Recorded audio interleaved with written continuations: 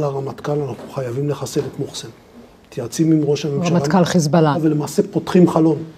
מקבלים החלטה. עכשיו זה יכול לקחת יום, יומיים, שבוע. ותוך כדי אנחנו כבר נמצאים במה שנקרא חלון פתוח על הנייה. זאת אומרת, אנחנו מתכננים בליל ה-30-31 לחסל את הנייה. אני נוסע למוסד, פוגש את ראש המוסד, ועושים ביחד תדריך אחרון למבצעים על הנייה. לאנשים שלנו בטהרן. לצורך העניין המפעילים של העניין. ותוך כדי כך נכנסת שיחה באמצעות המזכיר הצבאי, שאומר לי, יש לנו עכשיו מתפס לחיסולו של מוחסן. אני אומר לראש המוסד ולאנשיו, אני אומר להם, בהצלחה, תעשו את מה שצריך. אני נוסע לבור של חיל האוויר, פוגש את מפקד חיל האוויר. אנחנו רואים את הפצצות נופלות ומוחסן מחוסל. בביירות, מחוסל פואד שוקר, מי שמערכת הביטחון מכנה רמטכ"ל חיזבאללה בפועל.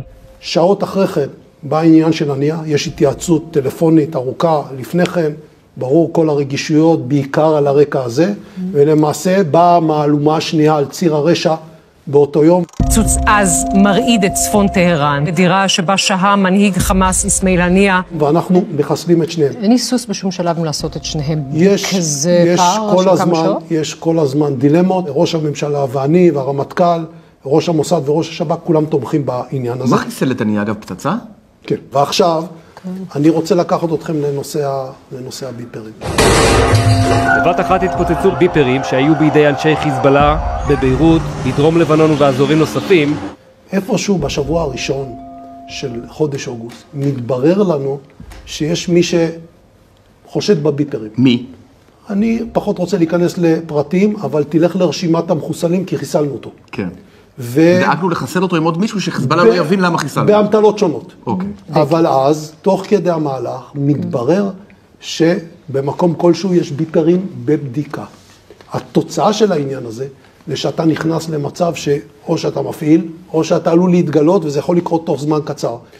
אנחנו מפעילים את הביפר, הצלחה פנומנלית, יש שם סדר גודל של 2,000, אולי יותר, מחבלים שנפצעים, אבל למחרת העניין הזה מופעל נושא מכשירי הקשר, ומכשירי הקשר מתפוצצים ברובם המכריע בתוך המחסנים. זאת אומרת, איבדנו נשק אסטרטגי ממש? בלית ברירה, זה פשוט, זה חלק מהליך המלחמה. נחשפנו, ואת הדבר הזה שיכלנו להפעיל אותו בתחילת הדרך, יום או יומיים, אין תגובה, לא מצד איראן, לא מצד חיזבאללה. ואז, ב-20 לחודש, 20 לספטמבר, בשעות הצהריים, נכנס אליי ראש אגף המבצעים של צה"ל, אלוף בסיוק, ואומר לי, תראה, יש לנו את כל צמרת רדואן והקיל, ראש אגף המבצעים, במקום אחד, נכנסים לשיחה שלוקחת איזה 2-3, מתקבלת ההחלטה לבצע. חוסלו הצמרת של מערך המבצעים של כוח רדואן, אלה האנשים שתכננו את הפשיטה לתוך שטח ישראל.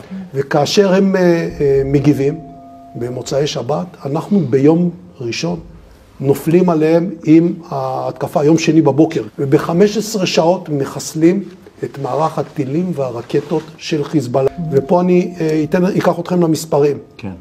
לחיזבאללה יש כ-5,500 טילים ארוכי טווח שיכולים להגיע למרכז. הם נשארים אחרי ההתקפה הזאת עם מאות. יש לחיזבאללה 44,000 טילים בפתיחת המלחמה, הם נשארים עם פחות מ10,000. זה מה שקורה ביום הזה, וזה יום מאוד משמעותי. בוא נדבר על חיסול נסראללה, ומה קרה שם? הביצוע ביום שישי, ביום ראשון שקדם לזה, מגיעים אליי הרמטכ"ל, מפקד חיל האוויר ואחרים, מציגים את המבצע. על חיסול נסראללה, איפה הוא נמצא וכן הלאה. ואני אומר להם, מה סיכוי ההצלחה? והתשובה שאני מקבל, 90%. שאלתי אותם, כמה טון חומר נפץ אתם הולכים להטיל עליו? הם אומרים לי 40 טון.